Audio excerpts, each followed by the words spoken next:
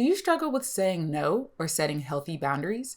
If so, in this video, I'm going to share with you my top 3 reasons for why boundaries are so important, plus how you can get started in setting them. Hey, Mosaic Souls. This is Rachael Alexander, artist and Mosaic Soul mentor, aka spiritual teacher and transformational mindset coach with flair.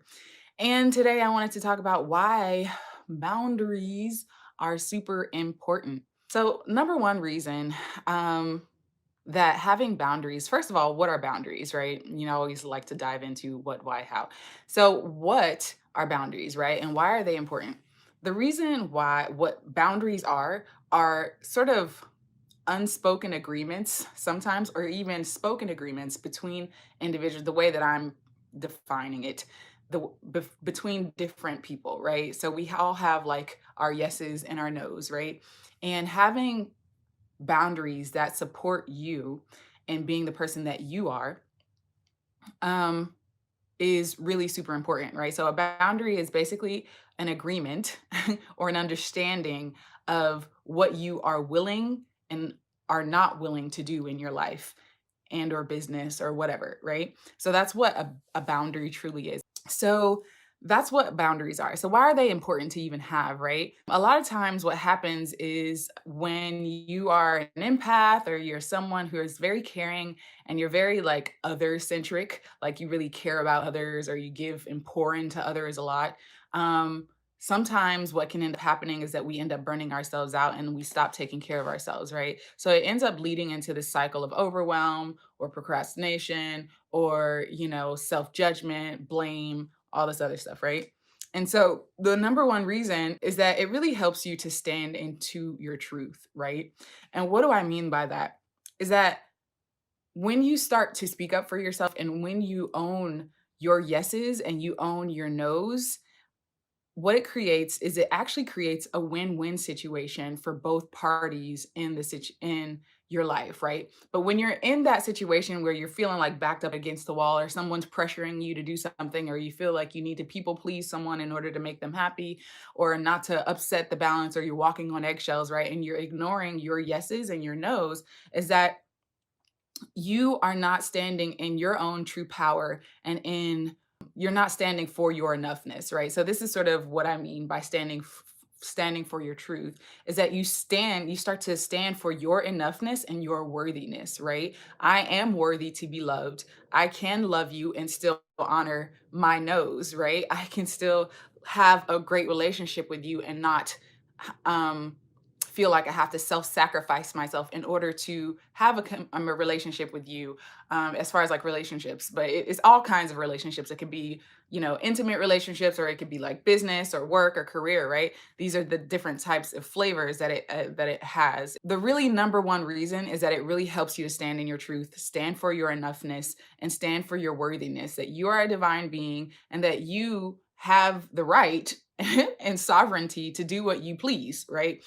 Without hurting other people. That's not the goal, right? But to be in your yes is also that person's yes, even though they might not know it, right? So if you have someone who's codependent or they like are takers, right, rather than givers, often we all need to take and give and receive and give and stuff like that. It's a natural cycle. But when you have someone who continuously takes rather than continually receives rather than gives, right? But you want to have that sort of equal balance, right? In whatever relationship it is.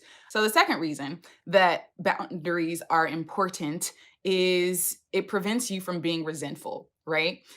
So what happens when we continually operate out of our out of integrity with ourselves is that we become resentful of the other person, even though maybe the person didn't even ask us. Because like if you're a people pleaser, maybe that person didn't even ask you to go above and beyond for something that they weren't even expecting you to do, or stepping in and giving them advice or whatever whatever way this shows up for you, right? And so you start to become resentful. I remember feeling this way in past relationships because I was always a misfix-it, trying to fix everybody. You become resentful of the other person, feeling though as though you're not appreciated or you're not loved or you're not being taken care of. And what's really going on in this situation is that you're overly giving and you're not allowing for the reciprocation or reciprocity, right? You're not allowing for this cycle to go on, right? So it ends up creating resentment and resentfulness in whatever relationships that is. So let me give you an example, right? I remember one of my ex-bosses, I worked in an office and there I had a boss and then she had a boss and then there was another boss above them, right? Above all of them. And so in my old job, my direct boss, she would always just like always be like working, working, working, always like going in and like she would, come in extra early and leave extra late and she'd be doing her boss's work, right? And her boss would just be like sliding on all her effort and her work, right? And so she didn't have clear boundaries, right? Like she was, an overachiever, a high achiever. She was brilliant at what she does. And yet she didn't establish a boundary like, well, this is the scope of my job, right? This is the scope of what I'm supposed to do. And this is the scope of what you're supposed to do. And because she didn't honor these boundaries, not only did it create, I don't know if she was resentful, but I know she would definitely complain. So it was definitely a level of resentment there. But it also created this sense of overwhelm and her body would like shut down on her and she would always be calling out sick and stuff because she was overworking herself, right?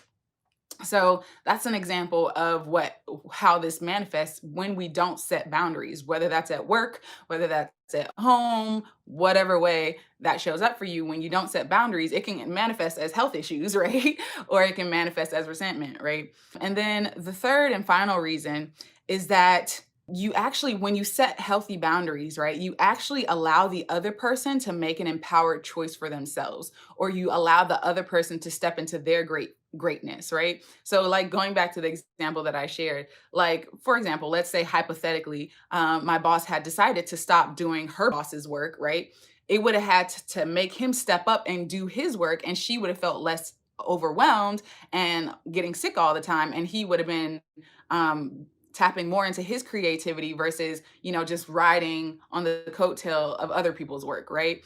Or, let's say in a personal relationship, you're the person who always does extra XYZ for your adult child, right? Or they're a teenager and they know how to wash clothes or blah, blah, blah, blah, blah. But you find yourself that you're always doing it because you're super mom and you don't know how to set healthy boundaries and teach your kids responsibility, right? And so that ends up breeding resentment for your kids or feeling like you're always overwhelmed or always extra tired, right? Instead of what happened if you set a healthy boundary there and not being like super mom all the time, not saying you don't need to, take care of your kids, but what you would do, like say you have a 15-year-old and that kid doesn't know how to clean his own clothes, wash his own dishes, wash his own clothes, clean the dishes and stuff like that, you would end up empowering him or her to step into their power, into learning how to take responsibility and for their own lives, right? So it acts as a permission slip for others to make empowered choices for themselves and step into their own greatness and their own worthiness, right? So those are really the three main reasons why having healthy boundaries are super, super important, right? Are you tired of feeling guilty for saying no? Are you ready to take control of your time and energy? Our Become a Boundary Badass toolkit is here to help. This toolkit will teach you how to set clear and effective boundaries in all areas of your life, from work to personal relationships. You'll learn how to communicate your needs and values and how to handle difficult people and situations. With this toolkit, you'll be able to take back control of your life and live with more peace, balance, and fulfillment.